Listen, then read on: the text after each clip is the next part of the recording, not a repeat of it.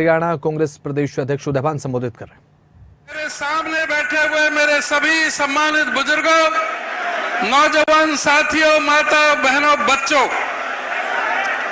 आज तमाम राष्ट्र भारत माता के महान सपूत स्वर्गीय श्री राजीव गांधी जी की 79वीं जन्म जयंती मना रही है।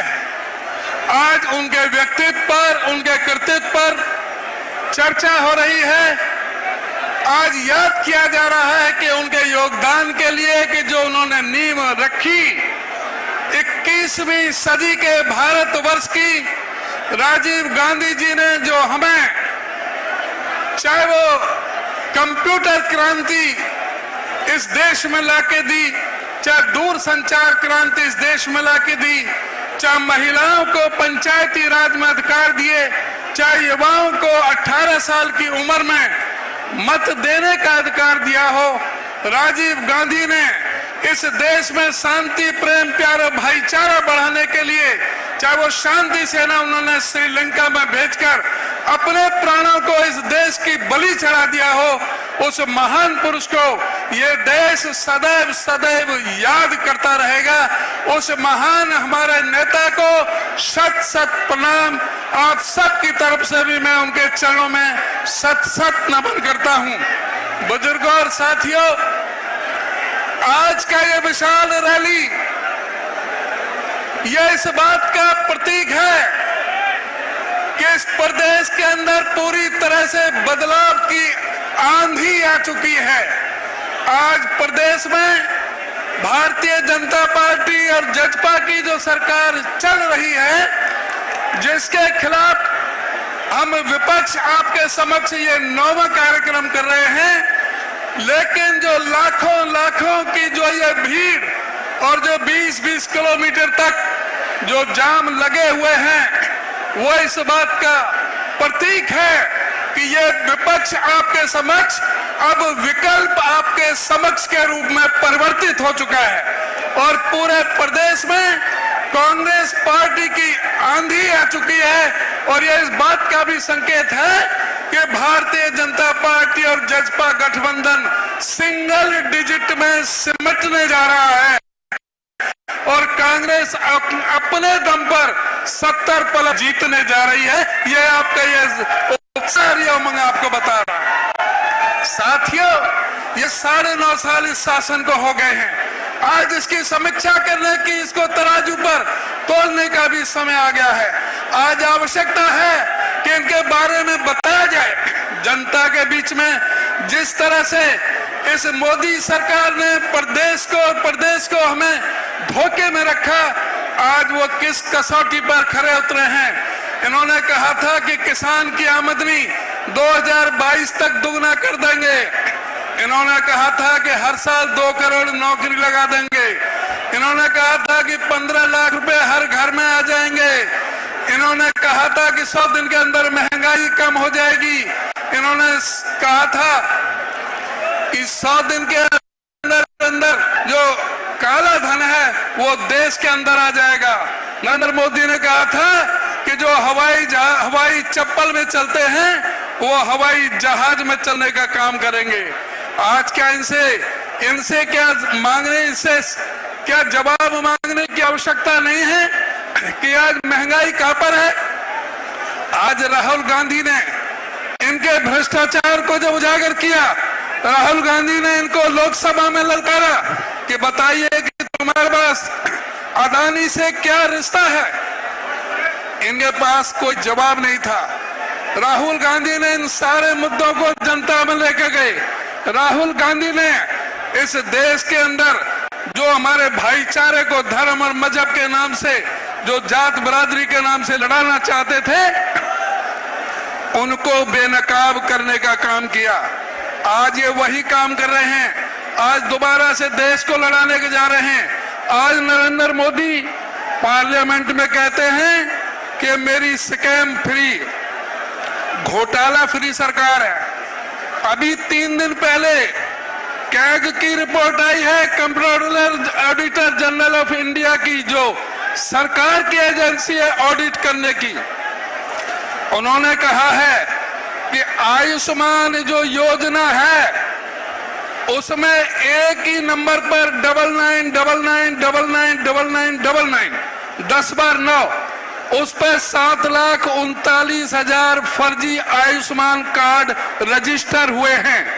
एक ही नंबर 88888888, इस पर 1,49,000 आयुष्मान कार्ड फर्जी रजिस्टर हुए हैं। इसी तरह से 9 के बाद में 9 बार 00000, इस पर 96,000 फर्जी रजिस्टर हुए हैं। कुल मिलाकर के 9,85,000 आयुष्मान कार्ड फर्जी रजिस्टर्ड हुए हैं। उन लोगों के नाम रजिस्टर किए गए हैं जो पहले ही इलाज से पहले मर चुके थे, या उन लोगों के नाम रजिस्टर किए हुए हैं जो कई अस्पतालों में भर्ती थे। हमारे हरियाणा प्रदेश में ही 4,121 कार्ड फर्जी हैं। उन लोगों के नाम से फर्जी पैसा निकाला गया और अस्पतालों में कोई गुड़गांव में भर्ती है वही आदमी, वही सोनीपत में भर्ती है और वही फरीदाबाद में भर्ती है। इस तरह से इन्होंने घोटाले करने का काम किया है। दूसरा जो भारतमाला प्रोजेक्ट था नेशनल हाईवे का, उस भारतमाला प्रोजेक्ट में जो 72,000 करोड़ का था, 7.5 लाख करोड़ रुपए खर्चा किए हैं। एक ही प्रोजेक्ट में 7 लाख करोड़ का भ्रष्टाचार हुआ है। तीसरा द्वारका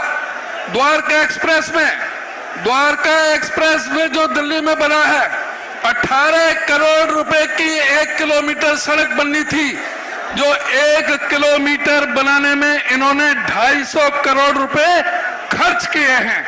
आज इनको बताना पड़ेगा कि भ्रष्टाचार के नाम से राजनीति करने वाले आज ये कहां खड़े हैं। आज बताना पड़ेगा हमारे हरियाणा की सरकार को भी कि इस प्रदेश को कर्ज के जाल में फंसाने का क्या कारण है। हुड्डा साहब के समय जब इनको सत्ता सौंपी थी 70,000 करोड़ का कर्जा था, आज कर्जा 4.5 लाख करोड़ का है। आज कोई बच्चा अपने माँ के पेट से जन्म ले रहा है तो वो 1,32,000 रुपए का कर्जा लेकर के अपने माँ के पेट से जन्म ले रहा है। आज खट्टर सरकार को बताना पड़ेगा कि 1,86,000 सरकारी पद क्यों खाली पड़े हैं। आज खट्टर सरकार से पूछने की जरूरत है कि हरियाणा स्टाफ सिलेक्शन और हरियाणा पब्लिक सर्विस कमीशन के 40 बार पर्चे क्यों लीक हुए हैं। क्यों स्टाफ सिलेक्शन कमीशन और पब्लिक सर्विस कमीशन के सीईटी कॉमन एलिजिबिलिटी टेस्ट में क्यों एक ही तरह के 41% पूछे जाते हैं। आज भ्रष्टाचार चरम सीमा पर है। आज जो कह रहे थे कि महंगाई, आज हरियाणा महंगाई में नंबर 1 है, हरियाणा बेरोजगारी में नंबर 1 है, हरियाणा कानून व्यवस्था में नीचे से नंबर 2 है। यानी पूरी तरह से कानून व्यवस्था फेल हो चुकी है। आज पूछने की जरूरत है कि हुड्डा साहब जब मुख्यमंत्री थे तो डीजल पर 9.5% का वैट लिया जाता था, आज एक खट्टर 18% क्यों ले रहा है। जब कांग्रेस की सरकार थी तो डीजल पर 3 रुपए 56 पैसे एक्साइज ड्यूटी थी, आज 32.5 रुपए क्यों ली जाए हैं। अगर डीजल पर जितना हुड्डा साहब टैक्स लेते थे और जितना कांग्रेस सरकार टैक्स लेती थी उतना ही अगर कम कर दिया जाए तो आज ही डीजल पर 40 रुपए 1 लीटर पर कम हो सकते हैं। इसी प्रकार से गैस जो 400 रुपए में थी, जो आज 1150 रुपए में है, 827 रुपए सब्सिडी कांग्रेस सरकार देती थी। अगर वही सब्सिडी दे तो आज गैस का सिलेंडर 450 रुपए का हो सकता है। आज उस सरकार को यह भी बताना पड़ेगा कि प्रधानमंत्री आवास योजना में जिसमें कहा गया था कि 2022 तक कोई भी ऐसा व्यक्ति गरीब आदमी नहीं रहेगा जिसके सिर पे छत ना हो, सबको पक्के मकान दे दिए जाएंगे। उसी योजना के तहत 1,38,200 मकान मंजूर होकर के केंद्र सरकार से गरीबों के मकान बनाने के लिए आए थे, तो खट्टर सरकार और उसके मंत्री से पूछना कि 1,32,000 जो 200 जो मकान आए थे वो वापस क्यों सरेंडर कर दिए इस सरकार ने, क्योंकि उसका 40% हिस्सा इनको देना था, इसलिए वो मकान भी सरेंडर कर दिए। 1 इंच इन्होंने प्लॉट दी नहीं। गरीबों के जो राशन कार्ड, परिवार पहचान पत्र को हथियार बना करके 10 लाख गरीबों के राशन कार्ड काटने का महापाप इस सरकार ने किया है। 5 लाख बुजुर्गों की पेंशन काटने का महापाप किया है। 4800 स्कूल इन्होंने मर्ज करने का काम किया है। 498 स्कूल इन्होंने बंद करने का काम किया है। ये पूरे किसान विरोधी, मजदूर विरोधी, गरीब विरोधी, दलित विरोधी सरकार है। हुड्डा साहब का समय था जब कोई डॉक्टर पढ़ने के लिए कोई दलित का बेटा कोई जाता था, तो उसको 42,000 रुपए 1 साल की फीस देनी पड़ती थी, जो खट्टर सरकार ने आज 10 लाख रुपए 1 साल की फीस कर दी है। क्या 50 लाख रुपए खर्च करके कोई गरीब का बेटा डॉक्टर बन सकता है? इसलिए इस सरकार को खाड़ फेंकने के लिए संकल्प लेना पड़ेगा। और हमारी सरकार क्या करने जा रही है, सरकार कांग्रेस पार्टी की आपने जब बनवाओगे तो हुड्डा साहब क्या क्या काम करेंगे वो खुद आपको बताएंगे। आपका बहुत बहुत धन्यवाद।